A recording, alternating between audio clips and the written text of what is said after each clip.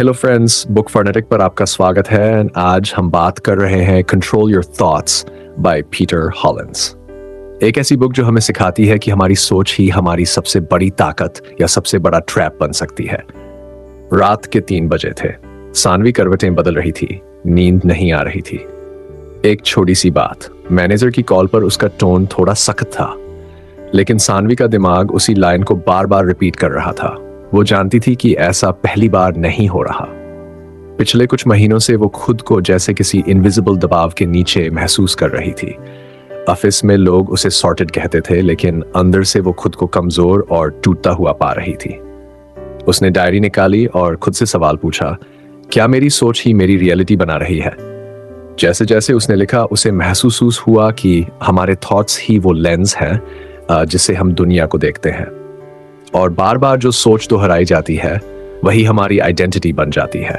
उसे याद आया, बचपन में एक टीचर ने कहा था, सानवी तुम बहुत स्लो हो, और तभी से उसने मान लिया कि बिना खुद को प्रूव किए वो कुछ नहीं। लेकिन उस रात कुछ बदला। उसने लिखा, थॉट्स ट्रुथ नहीं होते, वो बस पर्सपेक्टिव होते हैं। मैं चुन सकती हूँ कि कौन सी सोच मेरी सर्व करती है और कौन सी नहीं। अगली सुबह जब सानवी की आंख खुली, कमरा वही था, डेडलाइंस वही थी, लेकिन उसका नजरिया बदल चुका था। अब वो हर थॉट को ऑटोमेटिकली सच नहीं मान रही थी। वो खुद से पूछ रही थी, क्या ये सोच मैंने चुनी है या ये बस पुराने प्रोग्राम की तरह रिपीट हो रही है? सानवी अब भी वही थी, लेकिन अब उसके पास था एक नया माइंडसेट। सानवी के लिए आज सब वैसा ही था, वही ऑफिस, वही मीटिंग्स, वही प्रेशर, लेकिन आज उसका नजरिया बदला हुआ था। पहली बार उसने अपने थॉट्स को जज नहीं किया, बस देखा और खुद से पूछा, क्या ये सोच मेरी है या बस पुरानी आदत? एक टास्क में फंसी तो दिमाग ने कहा, तू नहीं कर पाएगी, लेकिन आज उसने खुद को टोका, रुक, ये पुरानी आवाज है, अब मैं नई सोच चुनती हूं, आई कैन लर्न। उसने काम को छोटे हिस्सों में तोड़ा और खुद से कहा, प्रोग्रेस काउंट्स, नॉट परफेक्शन। शाम को प्रिया ने नोट किया, तू आज शांत क्यों लग रही है? सानवी ने बस इतना कहा, क्योंकि आज मैंने थॉट से नहीं लड़ा, सिर्फ सही सोच चुनी। रात को 5 मिनट आंखें बंद की, थॉट्स को देखा, ना भागी ना चिपकी, बस ऑब्जर्व किया। और तभी एक एहसास हुआ, जब मैं सोच चुनती हूं तो खुद को कंट्रोल नहीं, खुद को आजाद कर रही होती हूं। अगली सुबह एक पुराना बिलीफ सरफेस पर आया, मैं बस एवरेज हूं।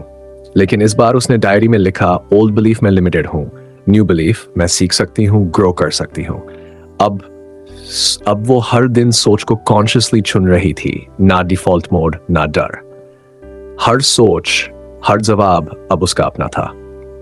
जो लोग मेरी गलती पर मुझे जज करे, वो मेरी ग्रोथ के लायक नहीं है।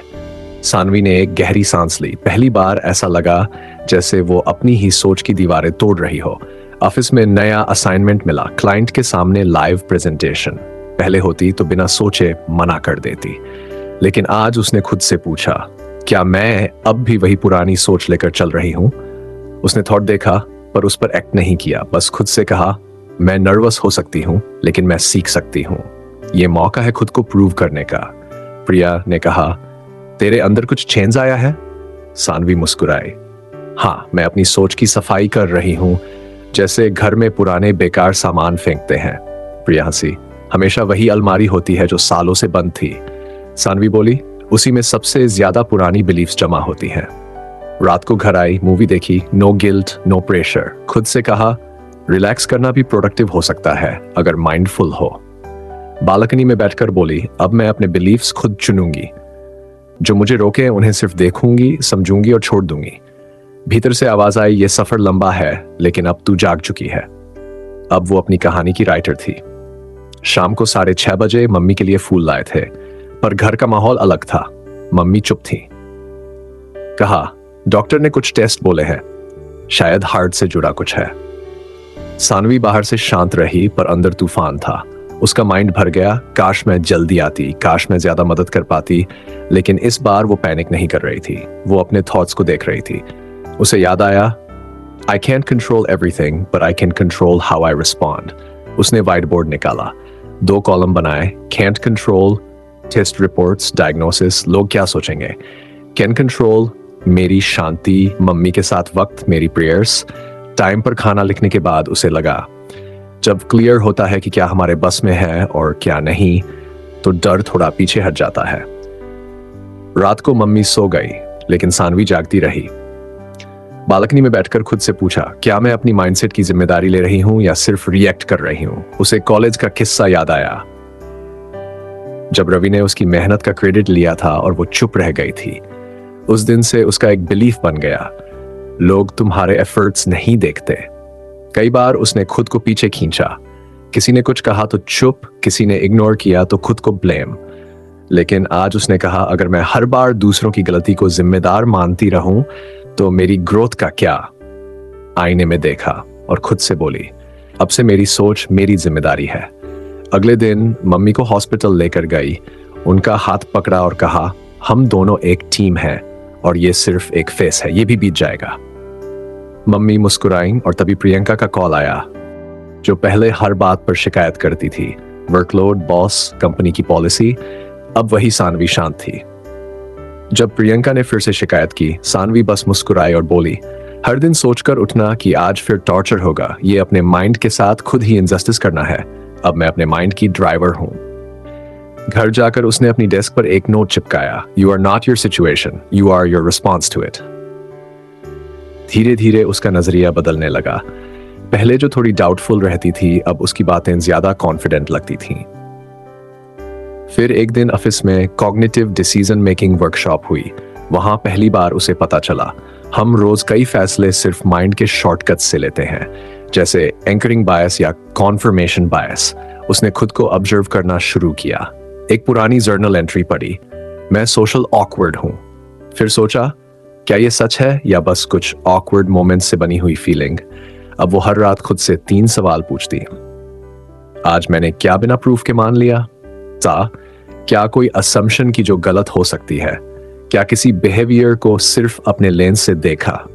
धीरे धीरे उसे समझ में आया, उसकी सोच बचपन, सोसाइटी और बीते अनुभवों से बनी एक फिल्टर थी।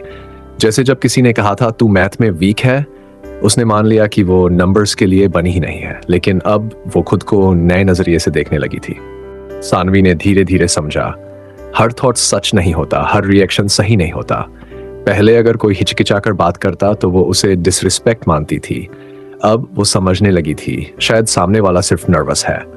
असल ग्रोथ वहीं से शुरू हुई जब उसने सोचना बंद नहीं किया, सोच को स्कैन करना शुरू किया। अब वो हर बात पर रिएक्ट नहीं करती थी, बल्कि खुद से पूछती, क्या ये वाकई जरूरी है? Don't believe everything you think. यही लाइन अब उसके लैपटॉप का वॉलपेपर बन चुकी थी।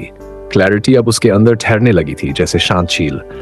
एक दिन ऑफिस में फायर ड्रिल का अलार्म बजा, सब भागने लगे, लेकिन सानवी रुकी। कोई धुआं नहीं, कोई स्मेल नहीं। उसने खुद से पूछा, क्या मैं बस भीड़ के साथ भाग रही हूं? और फिर शांति से सीढ़ियों की तरफ बढ़ गई। एक प्रेजेंटेशन के प्रेशर में उसने सबको 5 मिनट की साइलेंट मीटिंग का आइडिया दिया। पहले सब हंसे, लेकिन बाद में सबने माना, साइलेंस में भी पावर है। जूनियर आर्व बोला, आज दिमाग सच में रिस्टार्ट हुआ। अब सानवी छोटी छोटी इंटेंशनल ब्रेक्स लेने लगी, जैसे बालकनी में खड़े होकर बादल देखना। मेट्रो में एक बुजुर्ग महिला ने कहा, अब मैं बस ऑब्जर्व करती हूं, वक्त खुद सिखा देता है। ये लाइन उसके दिल में बस गई। Observe before you act. अब उसने खुद को ट्रेन करना शुरू किया, बिना जजमेंट के चीजों को देखना, रिस्पॉन्ड करना। जब किसी ने उसका आइडिया चुपचाप कॉपी किया, उसने ड्रामा नहीं किया, बस शांति से कहा, अगली बार क्रेडिट देना मत भूलना, क्योंकि उसे अब समझ आ गया था, हर लड़ाई जीतनी नहीं होती। कुछ लड़ाइयां बस समझ से खत्म हो जाती हैं। रिट्रीट में 2 दिन उसने सिर्फ खुद से बात की, कोई फोन, कोई शोर नहीं। तभी उसकी अंदर की आवाज बोली, तू प्रोसेस से डरती है, नॉइज से भागती है, लेकिन क्लैरिटी वही है। और जैसे जैसे वो आवाजें सुनी गई, सब शांत होता गया। अब सानवी सिर्फ सस्टेनेबल नहीं, क्लियर हो चुकी थी। अब सानवी को समझ आ गया था, कॉम रहना कोई रिएक्शन नहीं होता, ये एक सीखी हुई कला होती है, और कोई अचानक आ जाने वाली चीज नहीं, बल्कि हर रोज थोड़ा थोड़ा समझने से आती है। डर अब भी था, स्ट्रेस भी होता था, लेकिन अब वो उससे भागती नहीं थी। वो बस थोड़ी देर रुकती, करती और खुद से पूछती, क्या मैं चीजों को वैसे देख रही हूं जैसे हैं, या जैसे मैं चाहती हूं कि हों? अब वो हर चीज पर रिएक्ट नहीं करती थी, बस अपने रिस्पॉन्स को चुनती थी। एक शाम बिना किसी प्लान के वो एक पुरानी गली में निकल पड़ी जहां बचपन बीता था। एक नीम का पेड़, बच्चों की हंसी, मिट्टी की हल्की सी खुशबू, सब कुछ वैसा ही था, लेकिन अब वो बदल चुकी थी। वहीं बैठकर अचानक अन्विता याद आई, उसकी पुरानी दोस्त जिसे एक छोटी सी गलती के बाद रिश्ता टूट गया था। सानवी को आज भी वो बात चुभती थी, लेकिन उसने खुद से पूछा, क्या मैं अब भी उस पल से जुड़ी हूं या अब वक्त है उसे जाने देने का। घर आकर उसने डायरी में एक चिट्ठी लिखी अन्विता के नाम, मैं तुझे माफ करती हूं क्योंकि मुझे खुद को आजाद करना है, बिकॉज आई डिजर्व पीस।